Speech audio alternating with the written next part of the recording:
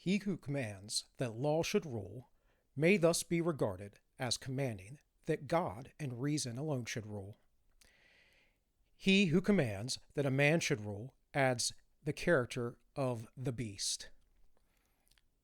Appetite has that character, and high spirit too, perverts the holders of office even when they are the best of men.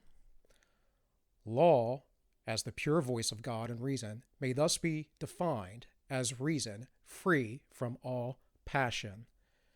That was Aristotle. And this is AllMinucOne. My name is Bill. I want to ask you all, if you enjoy this kind of content, if you watched me before, to like, share, and subscribe. It's the first time I remember to ask in the beginning. And I want to talk to you today about what democracy is, what it turns into, tyranny and mob rule, versus going by the rule of law and human nature. Now, some people don't agree that there is a human nature. Those people are foolish. I once mentioned this to a friend of mine who has a doctorate in psychology, and he looked at me and said, "What is human nature?" He goes, "What is that?" But I hate to break it to you all. The very fact that we are biological beings means that we have a nature. All biological beings have a nature. We are stuck inside a construct of a material world. We are stuck inside of a body. We are stuck inside of a society. We are stuck inside the ancient ancestry from which we come from. The idea that a blank slate, such as Locke's tabula rasa, or Rousseauian idea of a noble savage, is just plain wrong.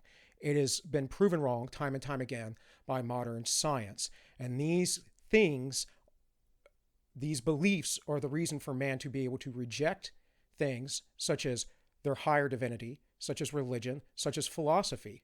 And the reason why they are able to reject them if they believe that they are blank slates is because that then says, well, I can make my own world and do whatever I want. Unfortunately, you cannot fly. And if you try and jump off a cliff, you will fall to your death. You are within a biological nature. And we need only look at our biology and the actions of the animal kingdom to understand this. Animals act in specific ways. Even though they have social networks and means of communicating, they are not the same as ours. They're not as complex, but they have a certain nature to them. They have predictable behaviors and patterns that we can easily observe. And this is not to say that we are not intrinsically divine either. We have a intrinsic divine nature. We are both of these things, and that is what makes us unique amongst the beings that live on this earth. So unlike Socrates, who believed that the spirit could be freed once the body had died and would live on, I do not believe that this is true. The body and the soul must be connected together. Now, the spirit and the soul are not the same thing. I've addressed this before, but in brief, I'll address it again. A spirit is more like an attitude. A spirit is a thing like an ideology. A spirit is the way that you think and look at the world. A spirit is something that can come and possess you and take you over. A spirit is what is being presented across the world now. We could call it, in Jungian terminology, the collective unconscious. We could call it the zeitgeist. We could call it a million and one things, but it is what it is. It is a breath, it is fleeting, and it goes away. The soul, however, your psyche, your psychology, your individual being, who you are, your personality, that is embedded in you, and it is embedded in you within your body, your biological body, and they cannot be separated. Now, this idea is not Greek. It comes from Judaism. It is a unique perspective that is not within any other religion I'm aware of. And it is the Christian ideal of the resurrection. But the deeper things of this, I will get into another time. However, what most people believe in a religious context is some form of Gnosticism, some form of that their spirit lives on without their body, that we reunite with the God of the universe or the great power of the universe or whatever. And then later on, perhaps you can reincarnate into something else. But this is not the same as a Christian perspective. And I'm talking about from a first century metaphysics perspective. So, with that said, let's peer into the nature of man, and we are going to start with the great French economist, Frédéric Bastiat. I will again link as much of these things into the description. Life, liberty, and property do not exist because men have made laws. On the contrary, it was the fact that life, liberty, and property existed beforehand that caused men to make laws in the first place. So people were born free. People gained life, liberty, and property. They were in tribes initially. They lived in a communist, socialist type community. And as technology advanced and as their societies advanced, they had to make laws in order to protect those things because of other warring tribes. Now, Bastiat wrote this in The Law in 1850. So understand that this was just before the time of the progressive era set in across the world, before communism and socialism was tried out. And right around, or shortly after, Marx started writing. And the ideas of socialism were very present at the time. But the classical liberals, time and time again, would defeat these ideas. So, another quote. If the natural tendency of mankind are so bad that it is not safe to permit people to be free, how is it that the tendency of these organizers are always good? Do not the legislatures and their appointed agents also belong to the human race? Or do they believe that they themselves are made of a finer clay than the rest of mankind? And I believe that they do. That's why they're elitist. They believe that they are better than you. They believe that they're smarter than you. They believe you are too stupid to rule yourself. The next quote I want to get to is from John Adams to John Taylor. This was written the 17th of December, 1814. And this is a brief summation of the history of mankind and democracy. Now, I'm not going to quote the entire letter. It is in brief. But I will link again the letter in the description so you may read it in its entirety. So, quote, you say, I might have exhibited millions of plebeians, sacrificed to the pride, folly, and ambition of monarchy and aristocracy. This is very true, and I might have exhibited as many millions of plebeians sacrificed to the pride, folly, and ambition of their fellow plebeians and their own in proportion to the extent and duration of their power. Now, real quick, anybody who doesn't know what a plebeian is, that is the ancient Roman underclass. That would be the lowest class, the class that has no power within society.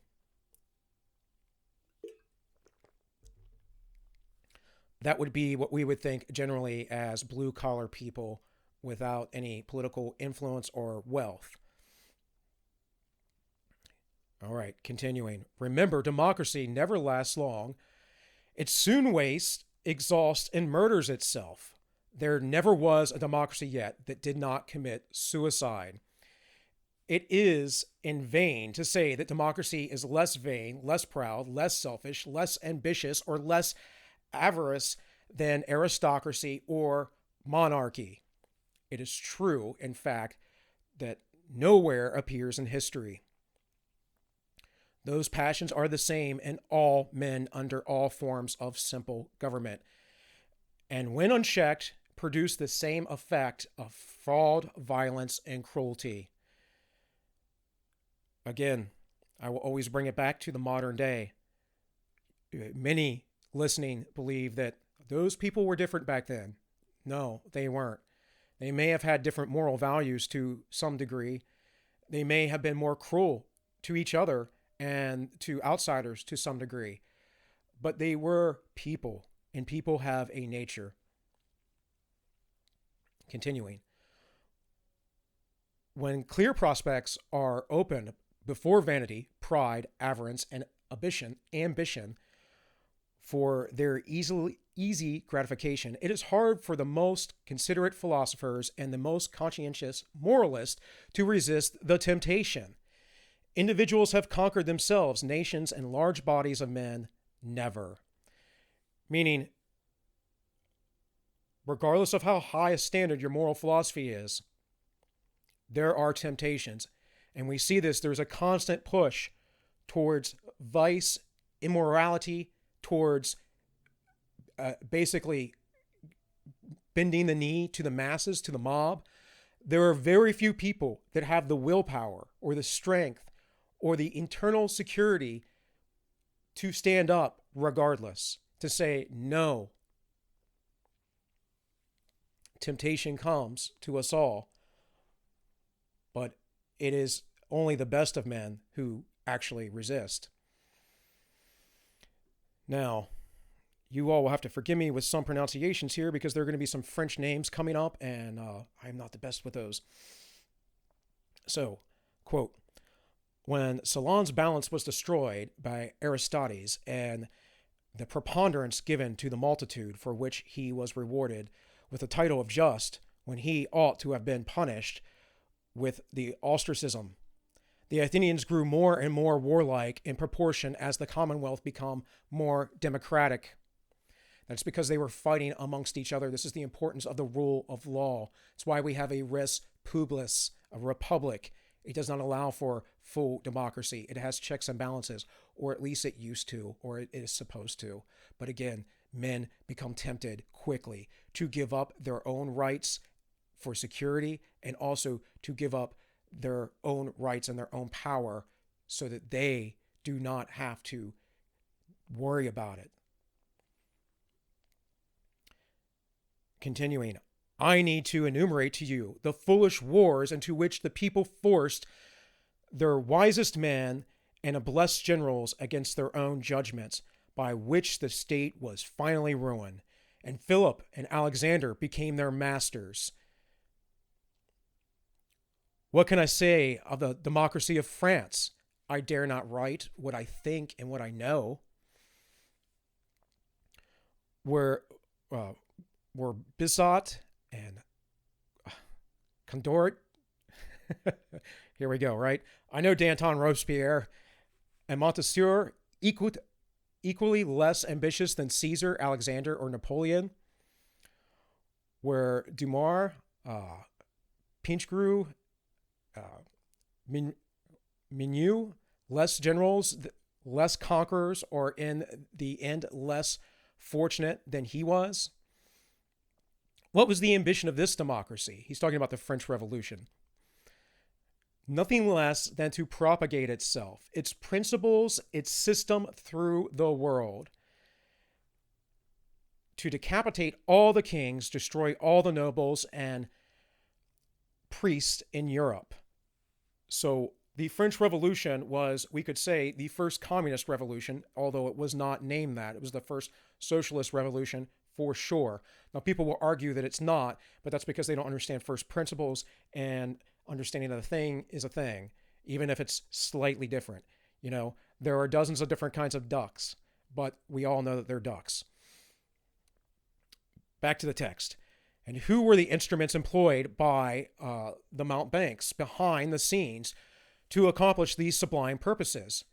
The fisherwomen, the baldudes, the stage players, the atheists, the deists, the scribblers for any calls at 3 livres a day, the Jews, and that I could erase from my memory.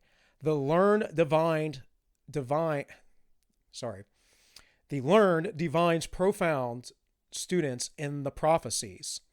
The real philosophers, the sincere Christians, in amazing numbers all over Europe and America, were hurried away by the torrent of contagious enthusiasm. So what he's saying is there are people behind the scenes, and many of these people were the intellectia, and that these elitists, these intellectuals, push these things behind the scenes, and then these same ideas within philosophers and people that believed in certain prophecies, whether they be biblical or otherwise, they then were swept up with these ideologies and taken away by what happened in the French Revolution, which was horror. Democracy is chargeable with the blood that has been spilled for 5 and 20 years. Napoleon and all his generals were but creatures of democracy, as a couple other guys who I don't need to name. This democratical hurricane, inundated, earthquake, pestilence, call it which you will, at last aroused the alarm all the world and produced a combination unexampled to prevent its further progress. John Adams.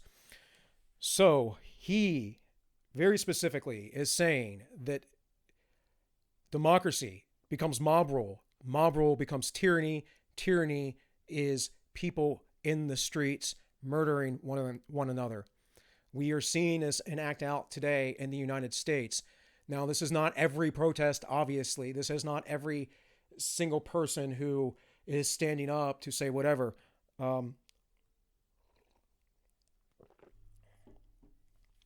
For instance, in Michigan, several months ago, there were people protesting at the state capitol with firearms.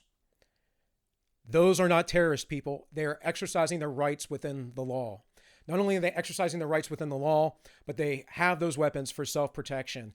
And they were demonized over and over again within the media because of propaganda. Excuse me. When those people were spoke to by Karlin Boroshenko, who wrote a essay about going to a Trump rally after she had been a leftist for a long time. She has an excellent YouTube channel, by the way, if you'd like to check it out. In any case, they were interviewed by her. They showed a completely different story. Completely different. Those people who were in that militia, those 3%ers who had the firearms, were there for security against people like Antifa. Now, I had believed that they were there protecting themselves against the government, which I agree with. I think you have a perfect right to do so. I understand there are consequences to that, but you have every right to do such a thing. However, they were working with the government. They said that they stormed the state capitol. They didn't storm anything. They got temperature checks, and they were organized, and they took pictures with the police officers, with them. There was a picture of a man in between yelling at the legislature, between two police officers. And because of the camera framing and the media propaganda lies that many of you believe because you don't pay attention and you don't read, thought that they were yelling in the face of police officers. And then they were demonized. And after they were demonized and everything went away and all the COVID stuff, then George Floyd died and havoc broke out. And Ahmaud Arbery was the first time that the media tried to stir this up. It didn't work. But then George Floyd happened. And they capitalize on these opportunities to make this happen because they do not like our Constitution. They do not like our society. And they've been working at destroying it for over 100 years now. Because you are soft and you are comfortable with your life, you let your liberty and your life be taken away from you. You let it happen slowly. Your ancestors before did it. And you don't think about your children in the future. And all these people were out there enraged. And they're doing crazy things. And again, I'm not talking about peaceful protesters.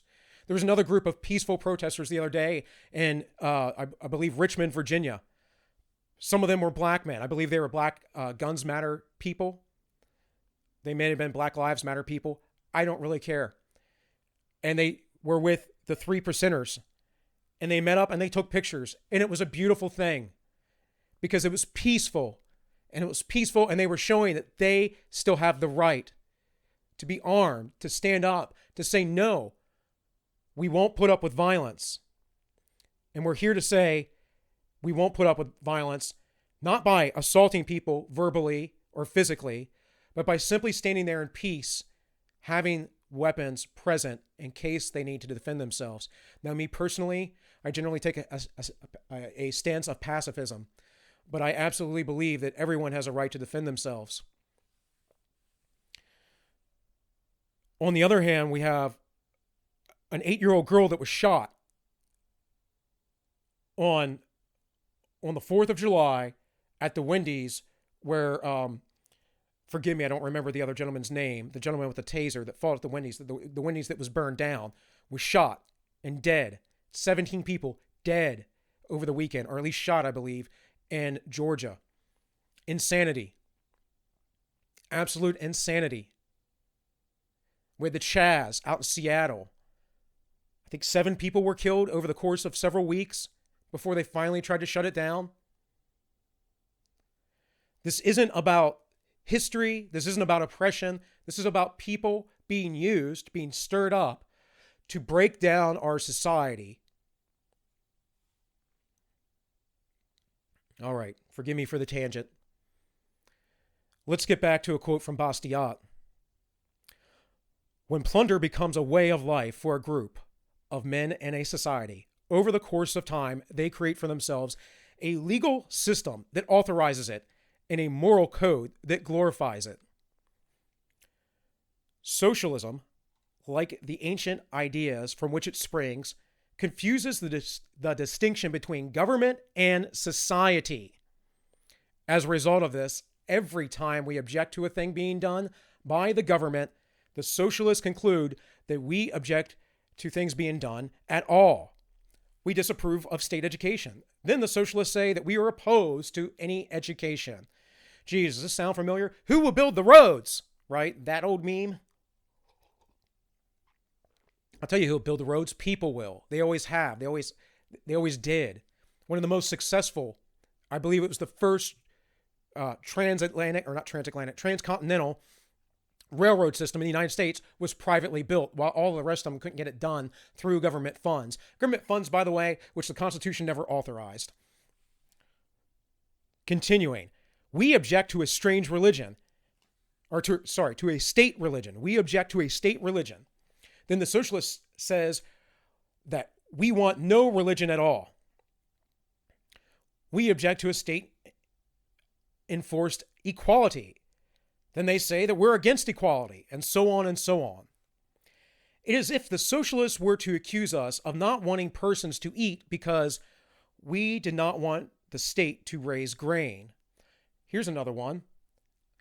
It's like not wanting to eat because the government isn't putting the spoon in your mouth. That's insanity. That's insanity. And if you are of that position, it's because, well, you've probably lost your mind, but you got to be a weak person. We have to be stronger than this as a society. We have to build stronger people. We have to make our children stronger, not to be reliant on the government. It doesn't mean we can't be reliant on other people. We should be. But as we are more reliant on the government and we trust them more, the less we trust our neighbors. Back to the text. I do not dispute the right to invent social combinations, to advertise them, to advocate them, and to try them upon themselves at their own expense and risk. But I do dispute the right to impose those plans upon us by law, by force, to compel us to pay for them by our taxes. Frédéric Bastiat, The Law, 1850.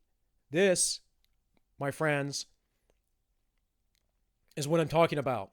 Because as they control more and more institutions, and a lot of them aren't directly controlled by the government anymore, but they're controlled by forces that can collaborate with the government. And as they control these forces, they engineer our societies. And then the dystopia comes. And then we have the gulags. And then people can no longer be rich unless they're part of the special political class. People can no longer be prosperous. We have one of the highest standards of living in the world in the United States. And I know there are poor people out there who struggle, but even they have it better than a lot of poor people in the world.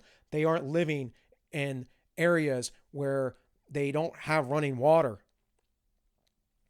As Tim Pool often jokes about, we poop in clean water. Some people have to walk miles to get clean water. You don't know how good you have it. You don't realize the insanity of your comfort.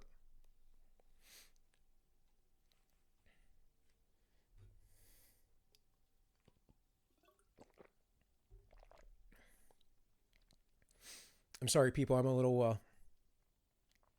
fired up today, right? So this, again, can be found on vonmises.org. I will link the PDF directly. This is a few quotations from the book, The Vampire Economy, Doing Business Under Fascism. This was written in 1939. Well, this is an excellent book to read. Actually, I'm going to pull it up here.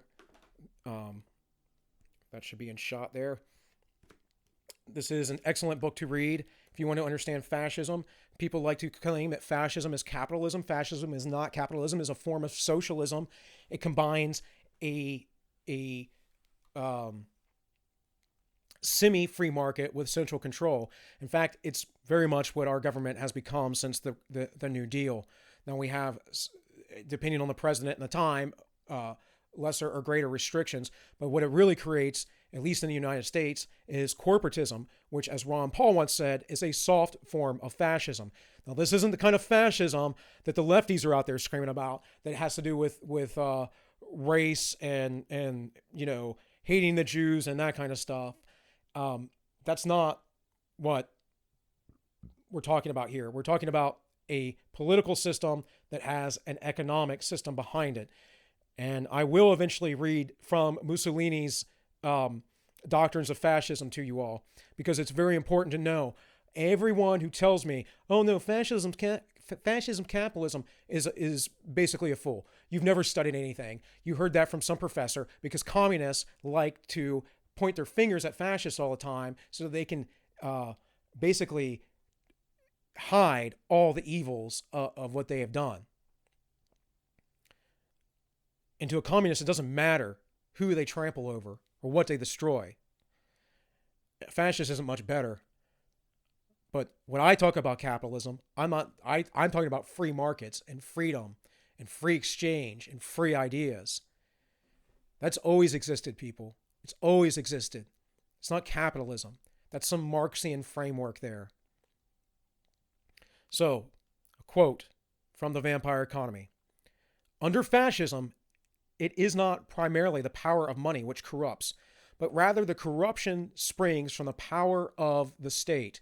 Now, please, can anyone tell me the difference between a communist, socialist state that is all-powerful and a fascist state that is all-powerful? Can we... What's the difference? It's both centralized totalitarian control. Continuing. Whereas in a democratic countries, the businessman may use his money to influence legislation and public opinion, and thus operate as a source of power and corruption. In fascist countries, he can exist only as the subject upon whom the state power operates. The corruption in fascist countries arises inevitably from the reversal of the roles of the capitalist and the state as the wielder of economic power. The reversal of the roles. The reversal, right? Because what people are complaining about with capitalism is that people have power and influence and they can go to the government. I have a solution to that. How about we have a separation of church and state? How about we have a separation of economy and state? That we don't let economic forces essentially control our government. And I know that's a hard thing to work out because everyone has a right to petition governments. But how about not allowing the federal government to be granting money to certain organizations here or there? That might change some things, right? How about making that be have to be a privatized thing? Or we could return to the old ways and at least those who are very rich, instead of having their money taken from them from the government in order to subsidize other people, maybe they could be philanthropic and give their money to charities. Maybe they could build mutual aid societies, religious institutions, those kind of things. But, I'm a little old-fashioned when it comes to that because that's what classical liberalism is about. So let's talk about the vampire economy a little bit. This was written by Günter Reimann, and he was a communist. He was a Marxist, so he's writing from a Marxist perspective. So when he talks about capitalism, he sees it either way. it just depends on how and who's controlling the capitalist. Is it the capitalist controlling the state, or is it the state controlling the capitalist? Well, in the end, it doesn't really matter.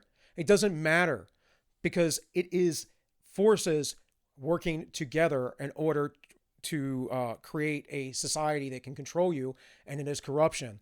My solution is to allow people to be free. And I say this, it doesn't matter, based on, again, first principles. A centralized economy, no matter what, no matter who's in charge of it, whether it's an oligarchy or whether it is a tyrant, a dictator, whether it is a communist or socialist system, whether it's fascism, they're all essentially the same. They just have slightly different means. They all distribute wealth. They all are technocracies that are top-down control, and that's not how good economics work, and it's not how people become free. It's not how people become wealthy. And I'm not talking about like Elon Musk wealthy. I'm talking about having a strong middle class. People complain about the middle class disappearing in America. It's not going to get better under a socialist system, people. It's just going to go away. And then you're going to have communists or socialists who are within the political class, the political party, who are wealthy, and then you're going to have everybody else. And this is exactly what happens every single time. We have over 100 years of history to prove this. We have more than 100 years of history to prove this because we can go back into ancient historical records. I have a great book called 40,000 or whatever. Yeah. Is it 40,000? 4,000 centuries of wage and price controls. That's what it is, I believe. And it goes through the lineage of time all the way back from ancient Egypt up until today of how wage and price controls and other socialistic type measures have only caused people to be more poor and caused black markets. Real quick, a quote from Bastiat. But how is this legal plunder to be identified? Quite simply. See, if the law takes from some persons that belongs to them and gives it to another person's whom it does not belong.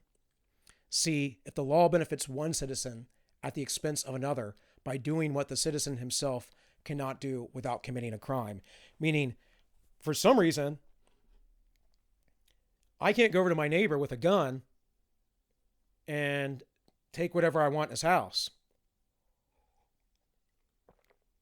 But for some reason, even though it's done by people, the government can come to my house and take whatever it wants. Seems a little weird to me. Seems a little hypocritical. Back to the vampire economy from Günter Reimann. Under a parliamentary democracy, such as in France, political influence can be secured by using money to create favorable or unfavorable public opinion. Political corruption of this type cannot exist under totalitarian rule. The preceding chapter describes the decline and ruin of the genuinely independent businessman who was the master of his enterprise and exercised his property rights. This type of capitalist is disappearing, but another type is prospering. He enriches himself through his party ties. He himself is a party member, devoted to the Führer, favored by the bureaucracy, entrenched because of the family connections and political affiliations. In a number of cases, the wealth of these party capitalists has been created through the party's exercise of naked power. It is to the advantage of the capitalists to strengthen the party, which has strengthened them. Now, I know many people on the left will point to, say, the Republican Party. And I would agree. At least the neocons, and at least some very specific people within the Republican Party, they absolutely do this. What they never point to is the neoliberals. They never point to the progressive liberals who absolutely do this. And because you're emotionally tied to the idea of helping people, instead of getting off your butt and doing it yourself, instead of getting up and going to help your neighbor, what you want is to be lazy, pay a little fee, and then expect the government to go out and do it for you. Shame on you, you hypocrite, you actor. That's not morality, people. There's no morality in obfuscating your responsibilities to your human, to other humans, to humankind. To helping someone out when they need it. I'm not going to sit here and tell you and brag or say anything about the things that I've done to help people. But be certain that I do. And you want to sit back and not have to worry about it. Because you'd rather what? Play a video game? Watch a movie? Go have a drink? I mean, I like my beer. But good Lord, it doesn't take my responsibility away to help other people out when I can. But that's why you vote for those people, because they lie to you, because you think that they have your best interest at heart, because you believe the propaganda that the other party is demonized. And, you know, originally I was going to talk about George Washington's farewell address, which I do believe I will get to here soon. But the biggest thing that I've always taken away and I live by is that the two-party system is fractious. It will devour and destroy the nation and has done exactly that, which is why we have a form of oligarchy in this country. It's why we have a form of a soft fascism in this country, a corporatism. It's why you have a centralized bank that has caused you to be in a massive amount of debt. It's why your money doesn't have the value it once did. And then what's the fix for that? Well, let's raise the minimum wage while you price out the inexperienced poor person from a job because it costs so much to employ them. You know, I once had a friend tell me, or I saw something he posted on social media about somewhere in Pennsylvania about how they weren't going to enforce a minimum wage at restaurants for waitresses. And supposedly, I guess they had it before. I'm not sure. But he was complaining about it. And he was saying, if you guys know any restaurants like this, you let me know and we can boycott them and we'll run them out of business. And I'm like, you idiot. You are an absolute idiot. Run them out of business. So the waitress now doesn't have a job? I mean, maybe she was making $4 an hour before, but good Lord, man, maybe you should go to that business, order a coffee so that the business owner gets almost no money and give her a $20 tip. How about that?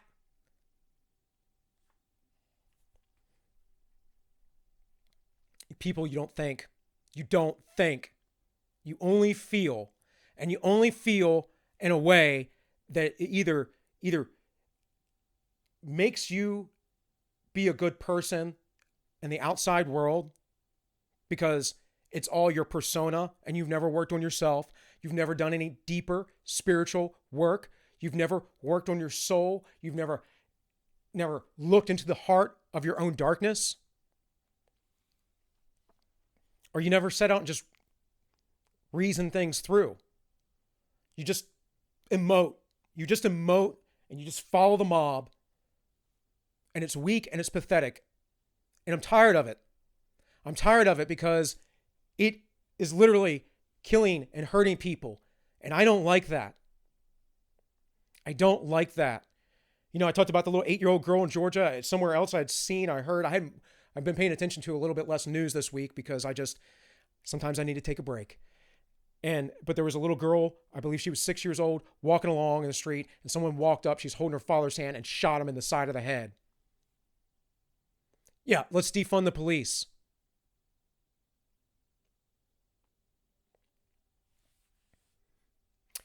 All right, let's get back to some quotes. Shortly after Reimann addresses, after this last thing, I have a note here, sorry. He addresses freedom of speech. Not in its totality, but it is within here. So here's the quote. The fascist dictator cannot be defeated in elections. He tolerates no criticism or opposition inside or outside his party. the civil liberties which make it possible for a political opposition to get rid of unpopular rulers have been destroyed. What do you think the left is doing right now? I know everyone says, Trump, the orange man, he's so bad, he's a dictator. Look, I'm not a huge fan of Trump, but I can say this. He has had plenty of opportunity to be a dictator. With COVID, with these riots, with numerous things. You know, some of you are so foolish that you believed all that Russia-Ukrainian nonsense because you don't think. You just emote. You don't like that the orange man is bad. I get it. Well, you think Nancy Pelosi or Chuck Schumer are any better than Trump?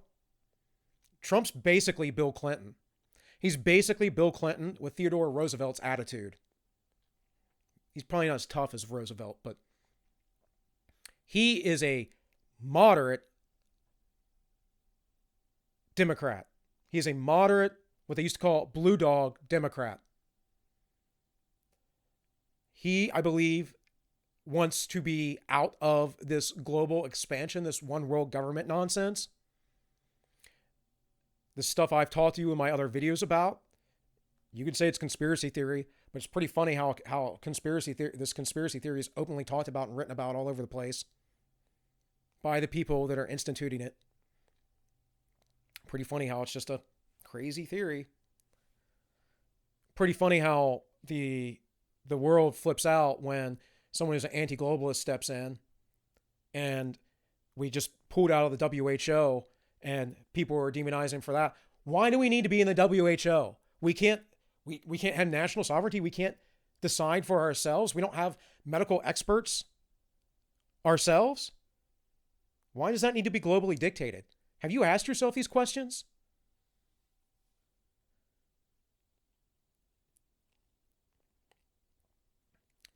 He does not tolerate criticism or opposition inside or outside of his party. What do you think the left does? The right now, the Republicans, and by the way, I'm on neither side. I do lean right, but I consider myself above all these things. I haven't even voted for a president in the last 3 elections. So I don't even want to hear it. When I did vote, I wrote in Ron Paul's name twice. So I really don't want to hear about how I'm biased to one side or the other. No. I have a belief system deeply based in reality, deeply based in the principle of freedom, and I'm willing to adjust my belief system. And I don't have an ideology, because when I'm confronted with the anomaly, like we spoke about the other day that Peterson wrote about, I encounter it, I research it.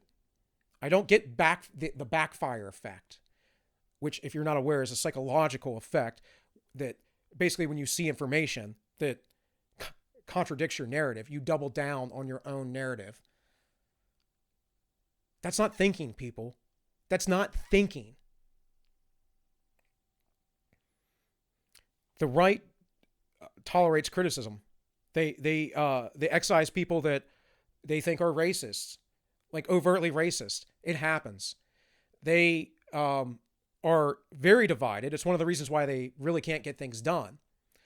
But part of that is because a large portion of the established Republicans are neocons. Now, if you don't know what neocons are, they are what used to be liberals, Democrats, really progressives, who didn't like the rah-rah, let's be peaceful and not invade other countries thing, and went over to the Republican side to get things done.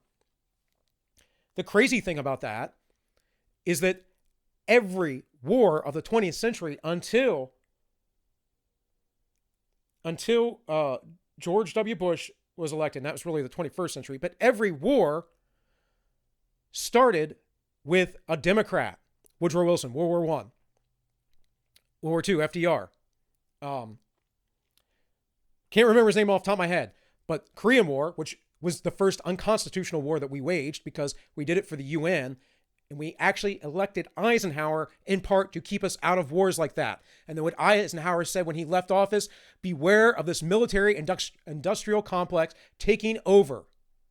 because he saw the progressive, fascist, socialist ideologies rising.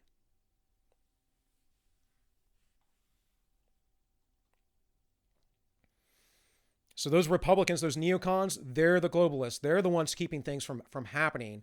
When Mitch McConnell says the crazy stuff he says and does, that's not most people on the right. Most people on the right want to live constitutionally. They want to live and let live. They want to just be left alone, and they want the government to be out of their lives as much as possible. Let's see.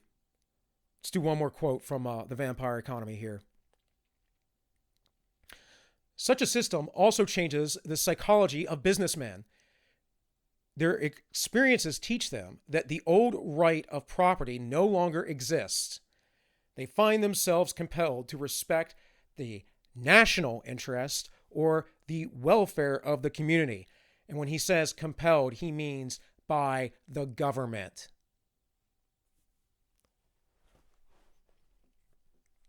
That means if you don't do what I say, I'm going to come to your house and take you away. I mean, my Lord, we have people being attacked in the streets, defending themselves, being arrested right now. What have we become? I know many people listening right now, watching, the few of you that may see this, will probably agree with me, but you're not saying anything. And I get it. I know you might get fired. I get it. I know you might get attacked. But man, I'm not taking the mark of the beast. Not me. I don't care. I'll live. God will take care of me. He told me. You don't have to believe that. It's whatever. I'm not here to preach to you.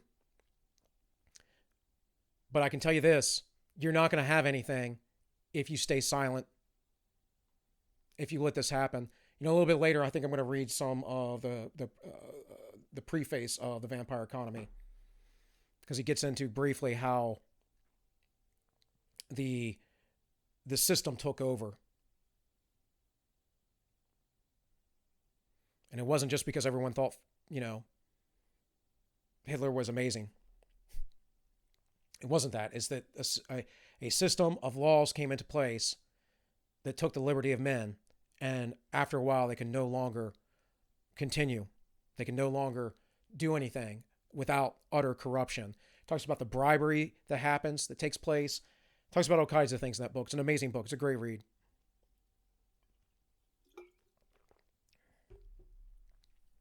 Let's get back to Bastiat for a minute. The law perverted and the police powers of the state perverted along with it. The law, I say, not only turned from its proper purpose, but made to follow an entirely contrary purpose. The law became the weapon of every kind of greed. Instead of checking crime, the law itself guilty of the evils it's supposed to punish. What have I been saying? This was written 130 years ago? Or no, 170 years ago? Jeez. Another quote. When law and force keep a person within the bounds of justice, they impose nothing but mere negation. Now here he's talking about the proper purpose of laws and government. To keep people within the bounds of justice, to keep people from hurting each other, to protect the basic things of society. They oblige him only to abstain from harming others. They violate neither his personality, his liberty, nor his property. They safeguard all of these. It does not violate your personality. What have I been talking about? What have I been saying? Your personality, your liberty, your very mind. You're not a free person if you do not have your mind. You think that the mob cares about you? Like every mob ever, whether it be the French Revolution, the Russian Revolution, Maoist, whatever it is, in the end, you're a useful idiot, and they will dispose of you and your family.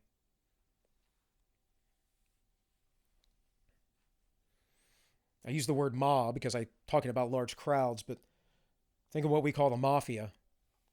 My wife and I just watched The Irishman the other day. What happens? They get killed. They're on the dole for a while. They're getting rich. What happens? They go to jail, or they get killed, or both. Continuing. But when the law, by means of its necessary agent, force, imposes upon men a regulation of labor, a method or a subject of education, a religious faith or creed, then the law is no longer negative, and it positively acts upon people. Positive rights versus negative rights. If you think positive means good, you're wrong, right? Go back to science. Positive just means that there is an action being taken for you or against you.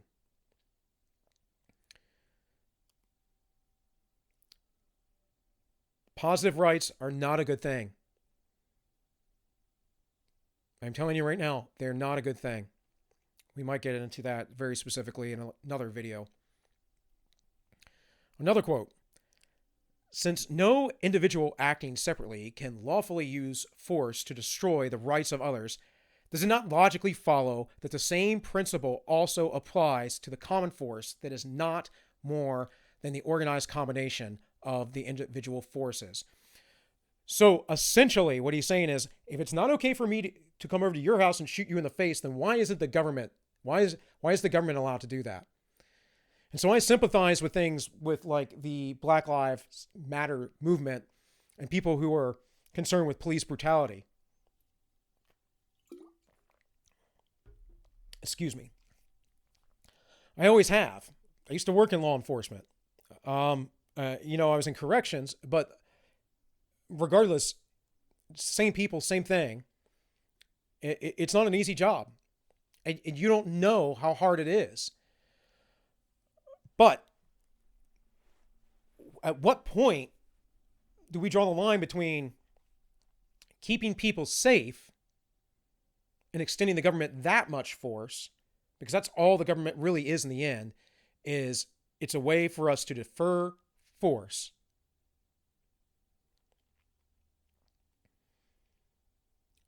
At what point do you differentiate between that and then them coming to your home and taking things from you, or making you pay a higher and higher tax, or whatever it might be, regulating your life to a point where you can't even speak?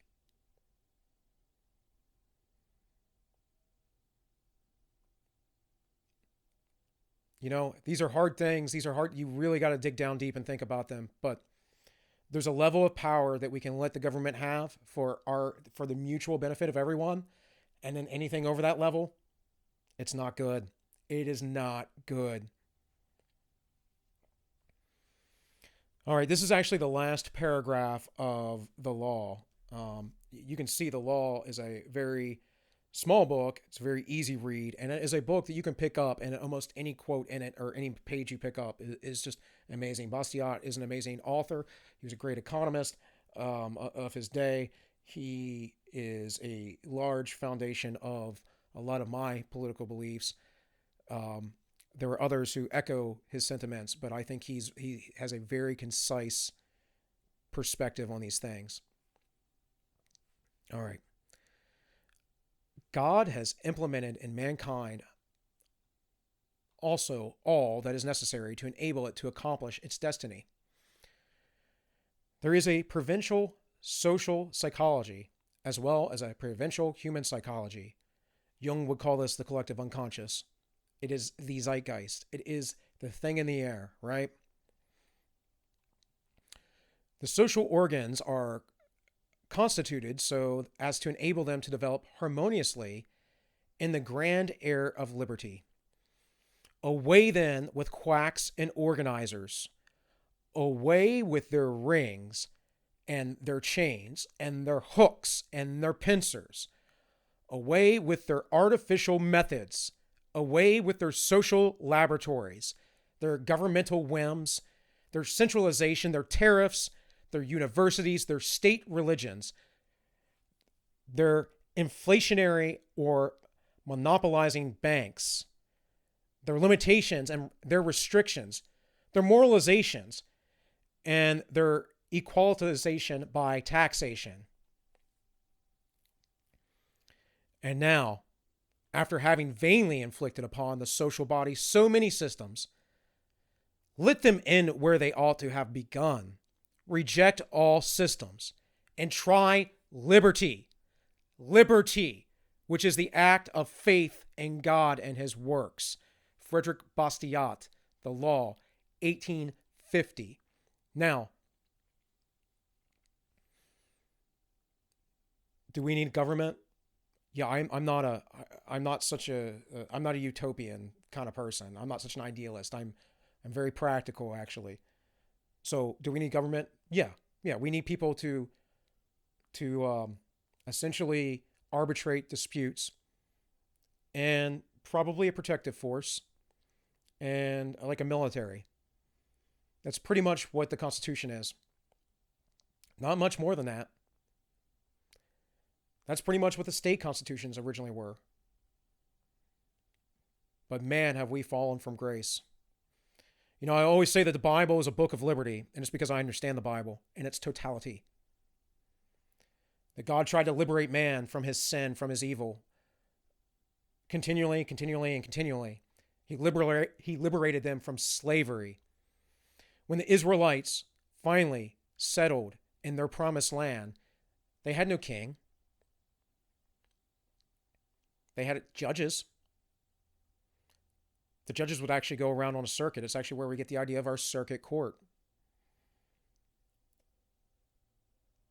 When the Israelites wanted to be like the rest of the world, basically enslaving themselves again, they asked for a king. And God was not pleased, but he gave it to them. And it was King Saul, and he was a tyrant. And after that, the Israelites again and again grew further and further away from God and became more and more like the rest of the world.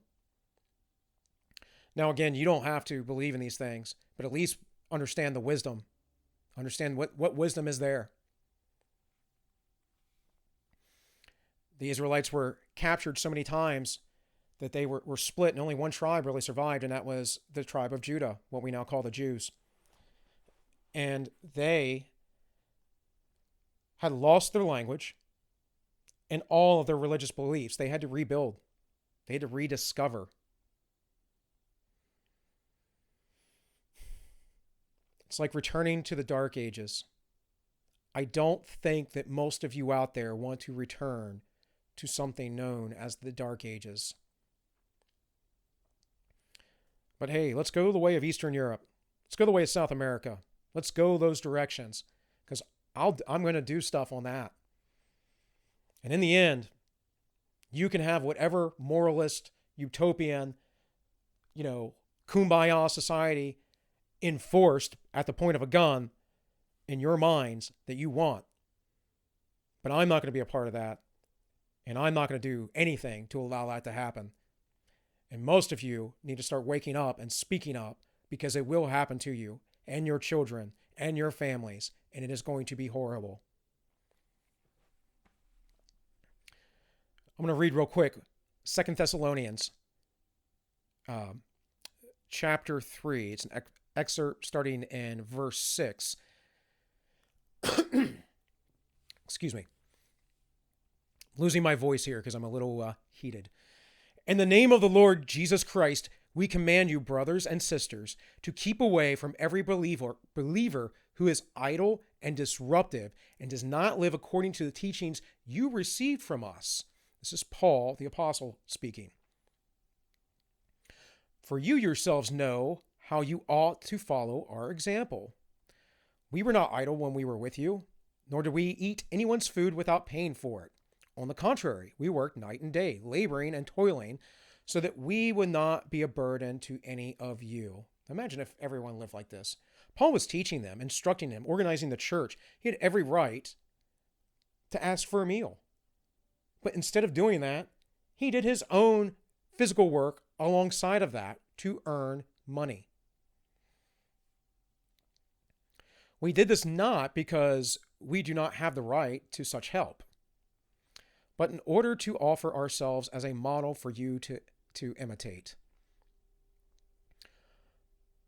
For even when we were with you, we gave you this rule. The one who is unwilling to work shall not eat. Now,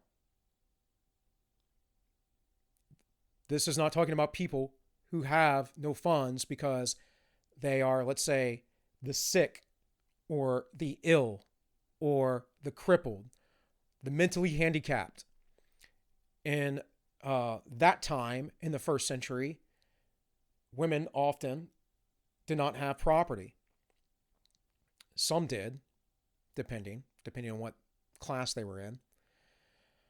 So there is the idea of taking care of widows.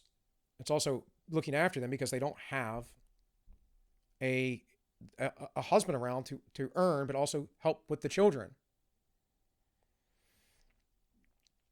He's not talking about those people who are unable. And there are many people who claim to be unable who are perfectly able. I was injured once where I couldn't stand for a month. I was unable. And I lived because not of the government, not because I filed for unemployment, not because any of that, but because I asked for charity from friends and family. And a lot of them didn't respond. But enough did that it helped. All right. Back to 2 Thessalonians chapter 3 here. We hear that some among you are idle and disruptive. They are not busy. They are busy bodies. Such people we command and urge in the Lord Jesus Christ to settle down and earn the food they eat. And as for you, brothers and sisters, never tire of doing what is good. Take special note of anyone who does not obey our instruction in this letter. Do not associate with them, in order that they may feel ashamed. Yet, do not regard them as an enemy, but warn them as you would warn a fellow believer.